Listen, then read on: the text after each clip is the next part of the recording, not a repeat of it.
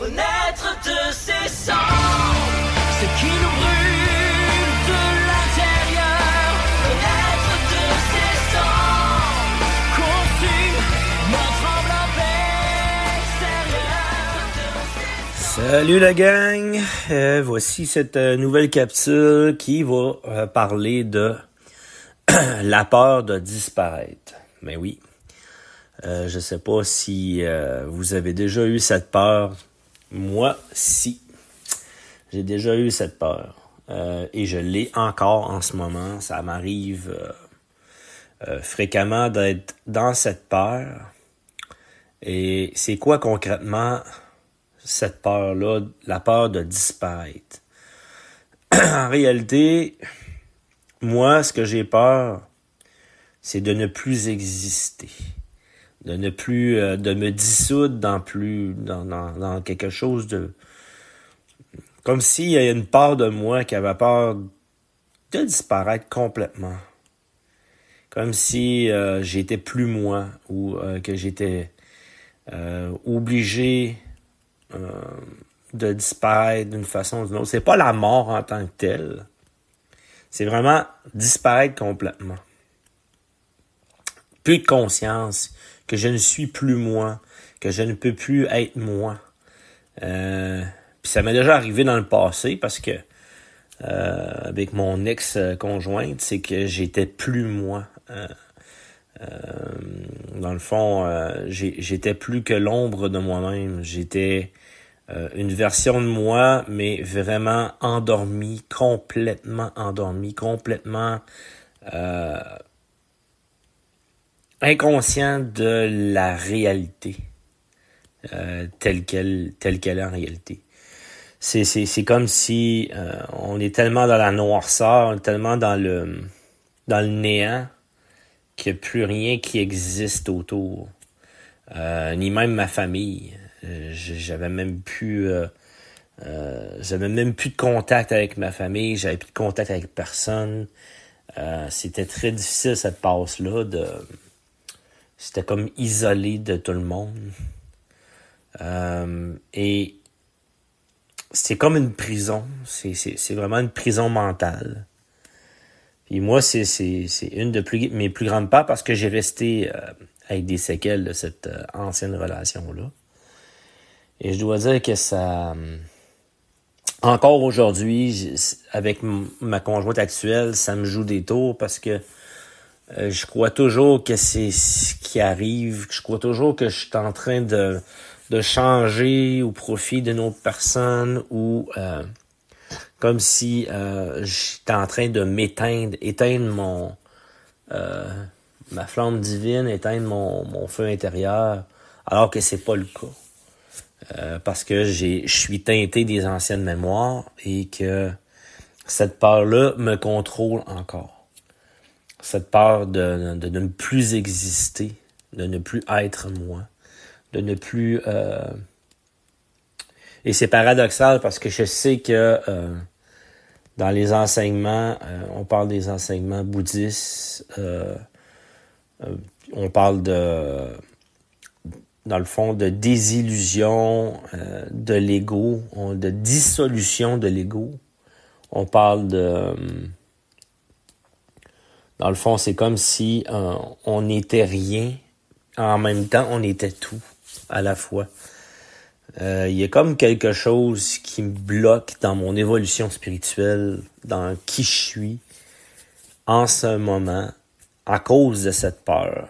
Et ça m'empêche de passer au prochain niveau de conscience, au prochain palier dans mon évolution personnelle, au prochain tableau. Cette peur-là fait en sorte que je me perds, fait en sorte que je suis dans ce brouillard-là, dans des histoires que je me raconte et que ça fait en sorte aussi que je suis pas moi-même quand je suis dans cette peur-là. Parce que je revis puis je recontacte exactement la personne que j'étais quand j'étais dans mon ancienne relation. Je suis comme teinté par ça. Mais c'est vraiment une peur de ne plus être, de ne plus être moi, d'être une autre personne qui est complètement différente. Comme si il y avait plus de joie de vivre, plus d'harmonie, plus de paix intérieure, plus de... Et des fois, je recontacte ça parce que je crois que c'est ça. Puis je me suis identifié à cet état-là, comme si c'était ma nouvelle réalité, alors que c'est pas ça. C'est difficile à comprendre. Je sais pas si ça vous est déjà arrivé. Excusez. Je sais pas si ça vous est déjà arrivé d'avoir cette peur-là. Je sais pas si je suis seul, mais moi, c'est vraiment ce qui m'empêche en ce moment d'avancer. J'aurais le goût de vraiment d'aller explorer ça, cette peur-là. De toute façon, ça tombe bien parce que là, en ce moment, je m'en vais dans une retraite focus avec mon mentor François Lemay. Et je crois que je vais aller explorer ça plus en profondeur. Parce que ces retraites-là sont faites vraiment là, pour être dans un climat sécuritaire, pour être dans les meilleures conditions optimales pour pouvoir recontacter les zones de souffrance que l'on a à l'intérieur de nous. Et cette part-là, cette part d'ombre-là qui subsiste en moi, je veux aller la visiter, je veux aller l'approfondir, je veux aller l'apprivoiser, cette part-là, pour que je puisse vraiment passer au prochain niveau. Parce que si je résiste contre ça, si je la repousse, comme j'ai tendance à le faire, si je veux pas y aller dedans, si j'ai... ça fait l'effet inverse de la guérison, ça fait l'effet inverse de ce que je veux. Alors que la façon vraiment pour se débarrasser d'une peur comme ça, c'est vraiment d'y aller dedans à petite dose. Et c'est comme un in and out.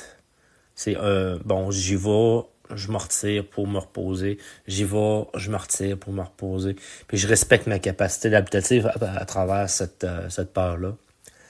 C'est vraiment d'y aller en pleine conscience, comme ça, avec ces outils-là. Et je suis vraiment content de pouvoir avoir ces outils-là, d'avoir la chance, le privilège exceptionnel d'aller dans une retraite avec mon mentor, François Lemay, pendant une semaine de temps, au couvent Valmorin. C'est vraiment génial. Et je suis certain que je vais pouvoir... il y a quelque chose qui va ressortir de plus grand de cette expérience-là. Je sais que j'ai beaucoup de challenges en ce moment dans ma vie. Ça tombe à propos. Ça tombe en propos dans cette évolution personnelle. Et non, j'ai vraiment hâte d'aller expérimenter ça. Et en même temps, je me dis que faut pas que je m'attende à rien, dans le fond. Quand on vit des expériences, quand on vit des choses, faut pas se dire après ça, je vais être parvenu à quelque chose, ou après cette expérience-là, je vais être arrivé quelque part. Ça, c'est des illusions qu'on se crée. Faut comprendre que chaque chose qu'on vit, c'est des expériences. Ce n'est que des expériences. Et il faut les prendre comme telles. Oui, c'est bon. C'est bon pour ce que... C'est sûr que ça peut pas nuire. C'est sûr que ça peut pas me nuire, ça c'est certain. Mais il faut juste rester vigilant sur les histoires qu'on se raconte. Parce qu'on peut tomber facilement dans le fanatisme ou dans le j'ai besoin de ça pour arriver à tel résultat, parce qu'on n'arrivera jamais nulle part.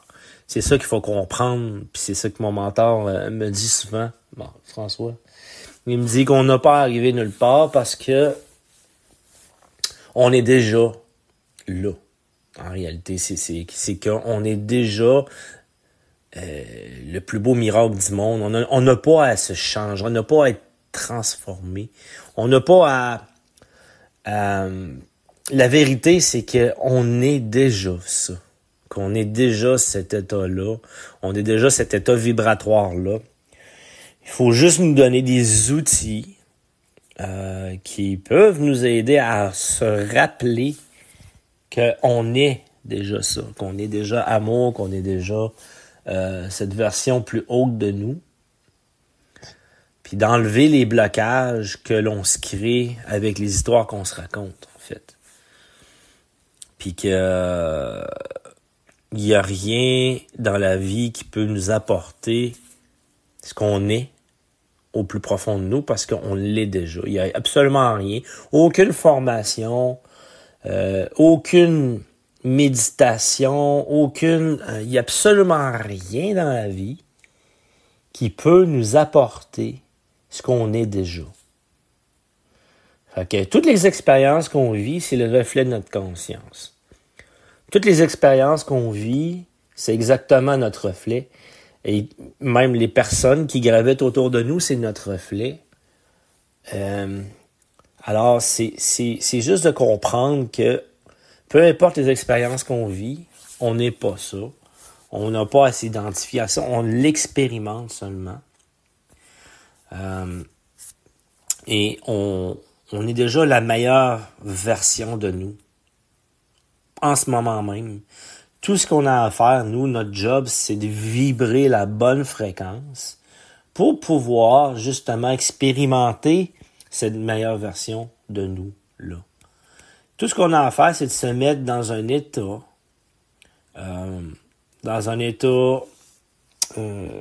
passif, dans un état où c'est que on ressent en réalité cette nouvelle version-là. On peut le ressentir à l'intérieur de nous, qu'on est vraiment cet amour-là, qu'on est vraiment cette pureté-là, c'est de se mettre avec des outils, avec les outils qu'on a à notre disposition.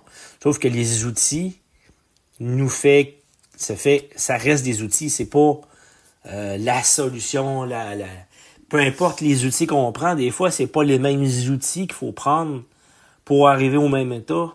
Il faut toujours être en ouverture des outils qu'on a, parce que tout change.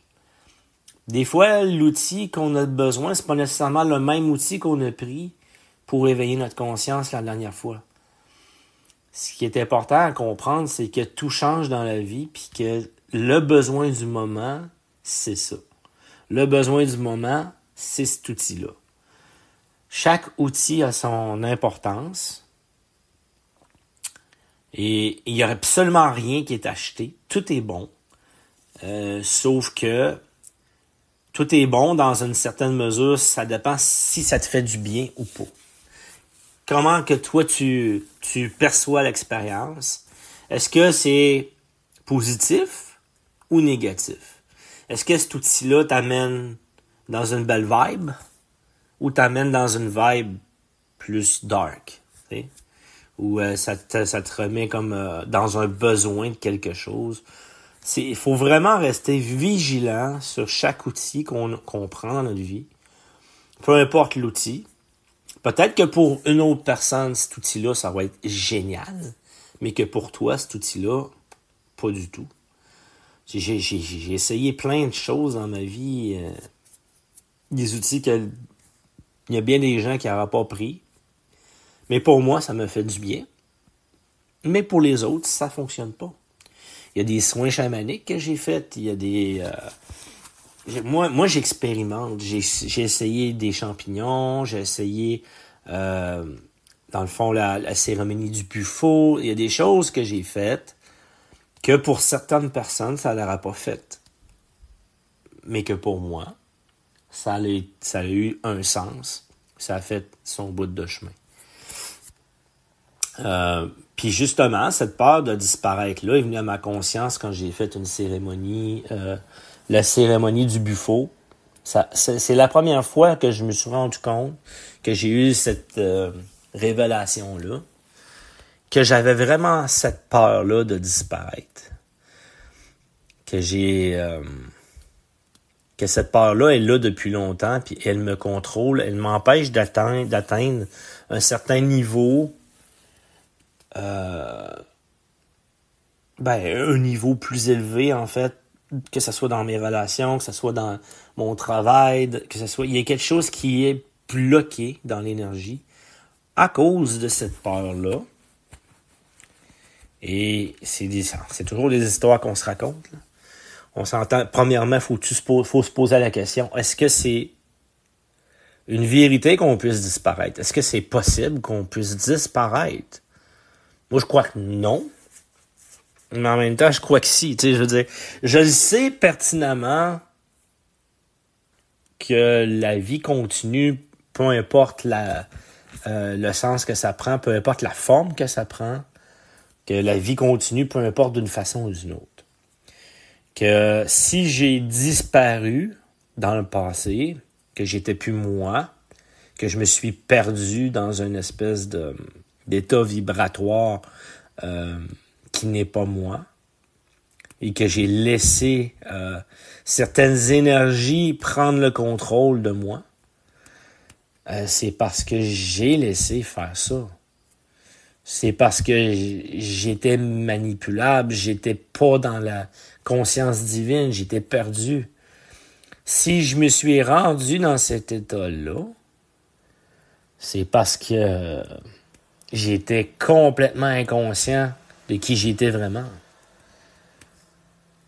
Que j'étais pur amour, que j'étais complètement inconscient de ça. Tout est une question de conscience et de perception. À ce moment-là de ma vie, j'avais pas confiance en moi, j'avais pas de l'estime du tout. J'étais facilement manipulable. Puis c'est ce que mon ex a fait. En réalité, elle a vu la personne faible que j'étais et elle m'a manipulé comme qu'elle voulait me manipuler. Et j'ai tombé dans ça. J'ai tombé dans le panneau. Ça arrive. Parce que dans la vie, ça prend il y en a qui manipulent, puis il y en a qui sont manipulés. Ça prend des manipulés pour avoir des manipulables, puis il y a des gens qui manipulent. T'as de tout dans la vie. On peut choisir la fréquence qu'on veut. La vérité là-dedans, c'est qu'on est avec une certaine conscience dans la vie. Cette conscience-là nous apporte à faire des expériences, comme moi avec mon ex. Cette expérience-là m'a élevé, m'a fait changer de conscience. C'est soit que ça te détruit, soit que ça t'élève. Mais en réalité, chaque expérience qu'on vit est modelée pour nous. Elle est modelée pour qu'est-ce qu'on est capable de faire, pour qu'est-ce qu'on est capable d'intégrer. Si cette expérience-là est venue pour moi, c'est parce que je devais la vivre, puis ça a eu sa raison d'être, pour pouvoir atteindre un autre niveau de conscience.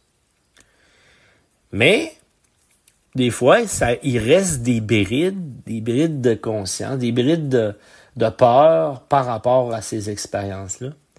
Puis quand on est dans un travail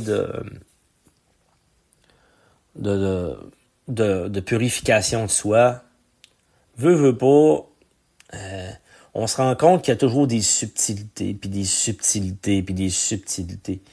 Puis ça finit jamais, la gang. On sera jamais arrivé. Puis ça, faut comprendre que on n'atteindra pas l'élimination, là. En tout cas, peut-être que oui, peut-être que non pour certaines personnes. Mais la vérité, c'est que la plupart des gens n'atteindront pas l'élimination. Puis si les gens ils pensent qu'ils ont atteint l'élimination, je suis désolé, mais quand tu penses que tu es parvenu, puis ça m'est déjà arrivé, je pensais que j'étais parvenu, que j'avais tout compris. Ça s'appelle l'ego spirituel.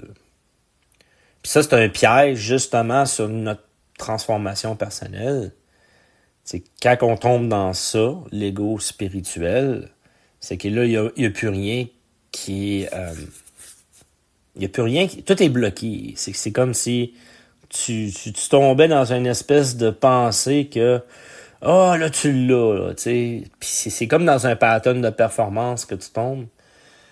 Puis ce que ça fait, c'est qu'à prochain bon gros coup, c'est que tu vas l'avoir échappé. Là, tu vas tomber, puis tu vas tomber des nues en tabarouette.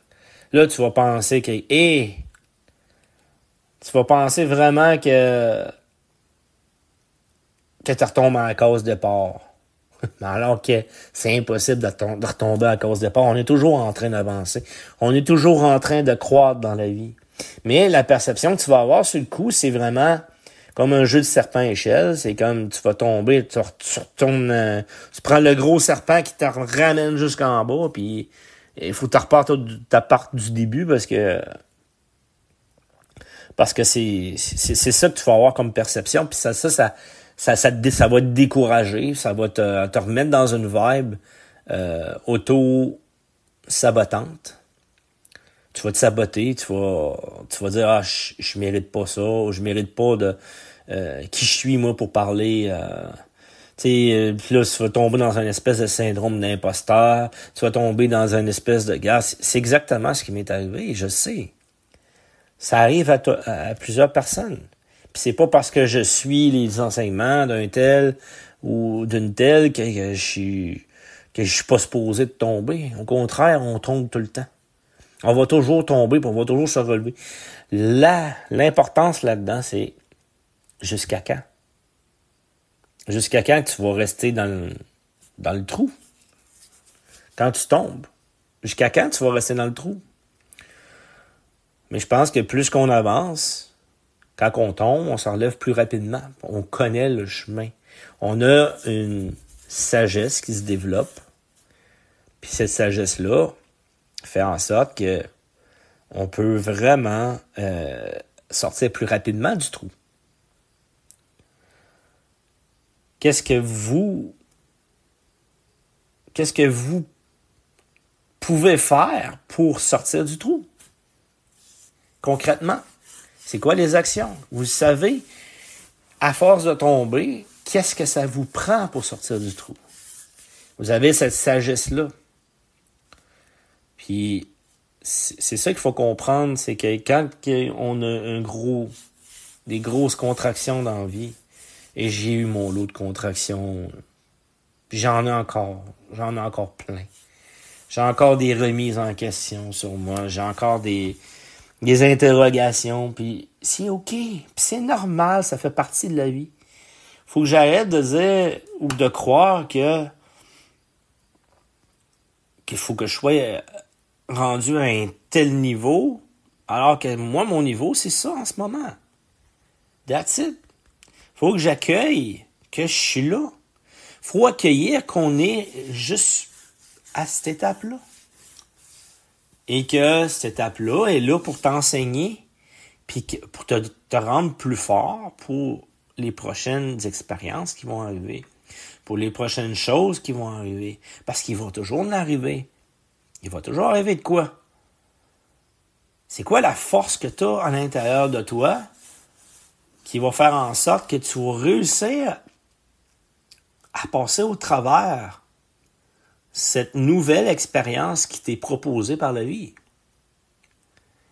Quelle est la force intérieure que tu vas aller puiser? Quelle est la sagesse? Quelle est la sagesse de l'expérience? La sagesse qui va t'aider, justement. Elle se fait comme, ah, OK, c'est revenu. Fine, good. C'est génial, c'est une belle opportunité de croissance. Est-ce que tu vas réussir à te mettre dans cette espèce d'état-là, dans cette vibration-là d'accueil, la prochaine fois que tu vas tomber? Parce que tomber, c'est pas négatif. C'est dans nos perceptions que c'est négatif. C'est dans notre façon de penser que c'est négatif. Alors que c'est juste une occasion de s'élever encore plus haut dans notre conscience, dans notre chemin d'évolution. Chaque expérience est là pour ça. Et de toute façon, même si on veut pas, qu'on veut rester tranquille, qu'on est dans le déni ou quoi que ce soit, à un moment donné, il va arriver quelque chose parce que la vie est faite pour croître. Et que si tu bloques la vie, si tu es contre la vie, ben la vie va t'envoyer des expériences encore plus difficiles, encore plus traumatisantes, encore plus souffrantes. Ça peut être une maladie, ça peut être la perte d'un proche, ça peut être peu importe. La vie va t'envoyer quelque chose qui va faire en sorte que tu n'auras pas le choix de croître. C'est ça où tu es complètement détruit par ça. Il y en a qui se suicident, ça existe. Il y en a qui sont pas capables de faire face parce que leurs perceptions sont erronées.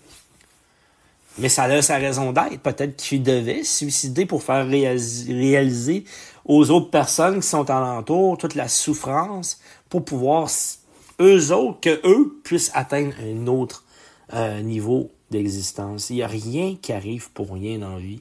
C'est plate à dire que même si quelqu'un dans votre famille se suicide, ben, je suis désolé, mais ça devait arriver. Ça devait arriver. Il n'y a pas d'erreur dans la vie. Penser qu'il y a une erreur dans la vie, peu importe ce qui arrive, qu'il y a quelqu'un qui tombe quadriplégique, ça fait que c'est ça son parcours d'âme à cette personne-là. C'est ça son parcours à elle. Elle devait passer par cette expérience-là pour comprendre les subtilités de la vie. Peu importe, on n'est pas assez intelligent pour comprendre pourquoi tel événement arrive ou telle situation arrive. Par contre, on a un pouvoir de choisir. De choisir qu'est-ce qu'on veut expérimenter dans la vie, qu'est-ce qu'on veut vibrer comme énergie dans la vie. On a le pouvoir de choisir. C'est quoi le plus grand pouvoir? C'est vraiment qu'est-ce qu'on vibre. Qu'est-ce qu'on vibre comme énergie? On est-tu dans une rigidité? Est-ce qu'on vibre une rigidité dans un non-accueil de ce qui se passe dans la vie? Est-ce que non, je suis écœuré, je veux plus rien savoir de ça, je veux rien savoir de voir ça? On est contre la vie quand on fait ça.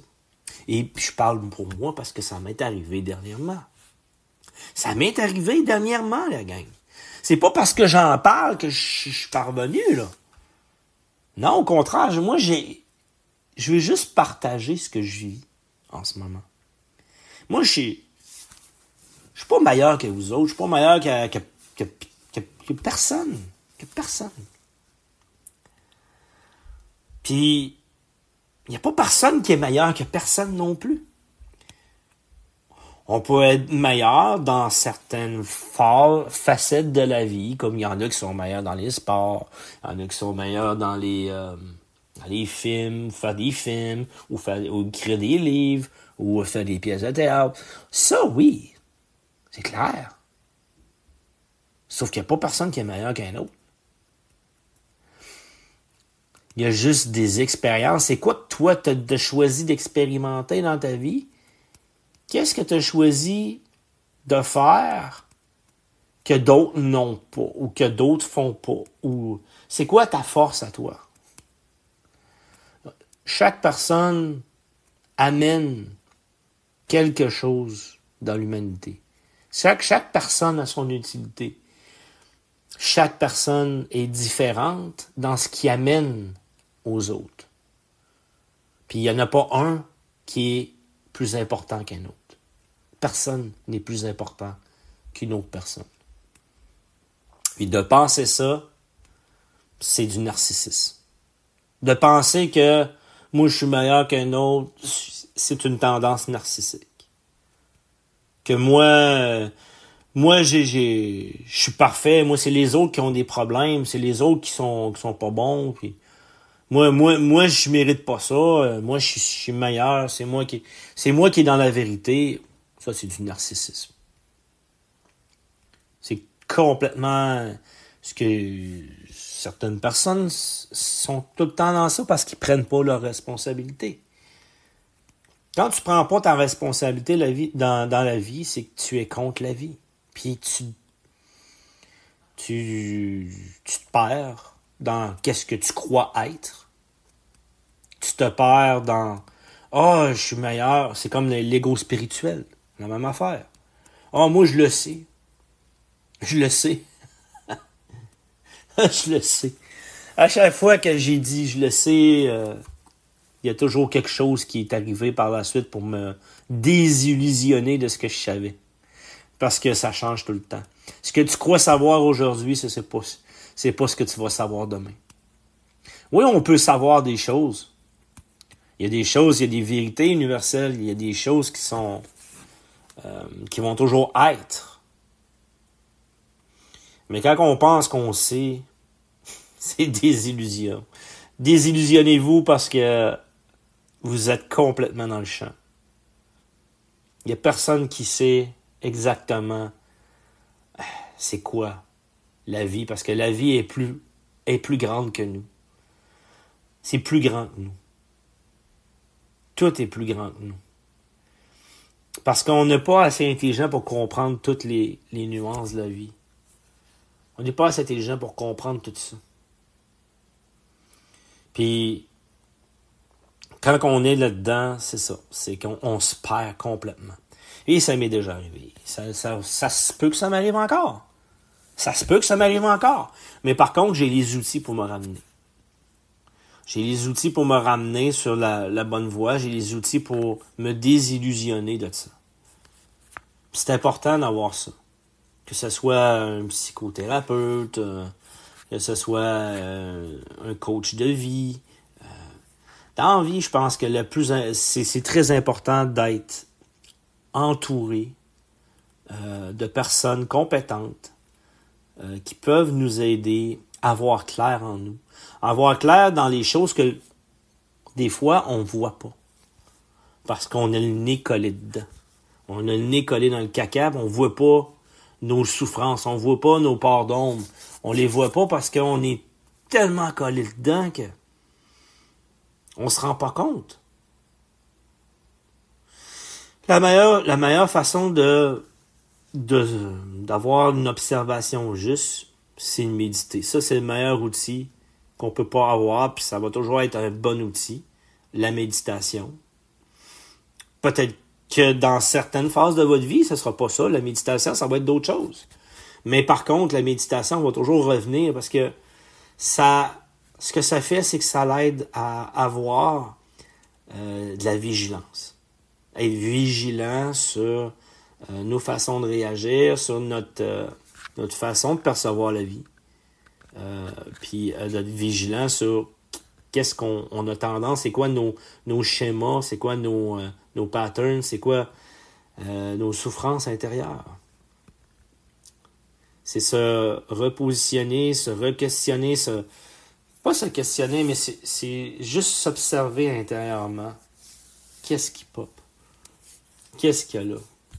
C'est quoi qui est à l'agenda de mon âme aujourd'hui? La méditation va toujours faire partie de ma vie, même si ces derniers temps, je l'ai beaucoup négligé. Et ça, c'est des cycles. Il n'y a rien de grave. Ça arrive à tout le monde. Que, là, ces temps-ci, je manque de vigilance parce que je ne me suis pas entraîné à la méditation. Et le focus que je vais faire avec François Lemay, c'est 7 jours en noble silence. Ça veut dire que tu n'as pas le droit de parler, tu n'as pas le droit de regarder les gens quasiment. C'est comme si toi avec toi-même, puis avec les enseignements aussi de François, qui vont nous aider avec l'équanimité. C'est vraiment un retour aux sources, un reset que j'ai besoin en ce moment parce que justement je me suis perdu dans certaines perceptions, dans ma façon de voir la vie, ma façon d'interpréter la vie.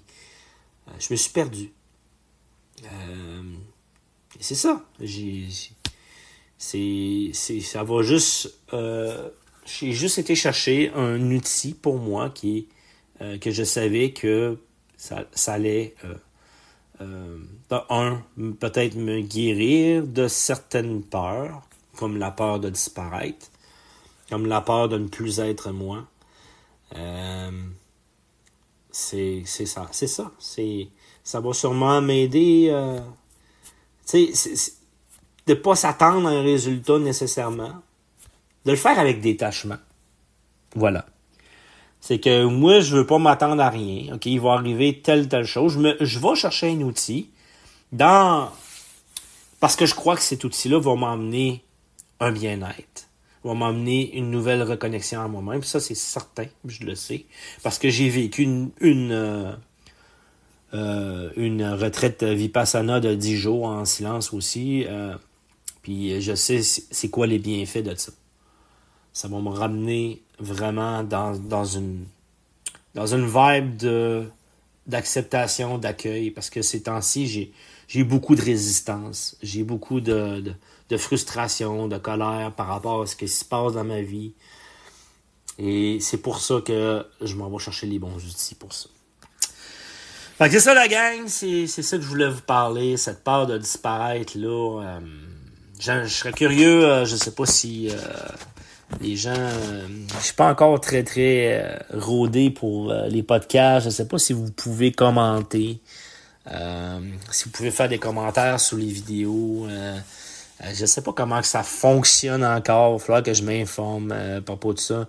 Je sais pas si sur YouTube, mes capsules sont sur YouTube. Sur YouTube, c'est facile de commenter si t'es connecté à ton compte. Là. Tu peux commenter sur les vidéos. Mais j'aimerais vraiment savoir des commentaires sur les gens si vous avez eu déjà cette peur-là de disparaître ou de ne plus être vous, ou si ça vous est déjà arrivé dans le passé. Je serais vraiment curieux de vous entendre là-dessus. Ça m'intéresserait vraiment d'avoir de vos nouvelles. Fait que puis savoir aussi s'il y a un peu d'interaction, si les gens ils peuvent m'écouter puis commenter, je serais vraiment content d'avoir de vos nouvelles. Ça fait que c'est ça. Je vous souhaite une belle journée. Bye, je vous aime. Tel un phénix, se consumer, reprendre vie à nouveau. Et tel un phénix, se sentir pousser les ailes dans le dos et renaître de ses cendres.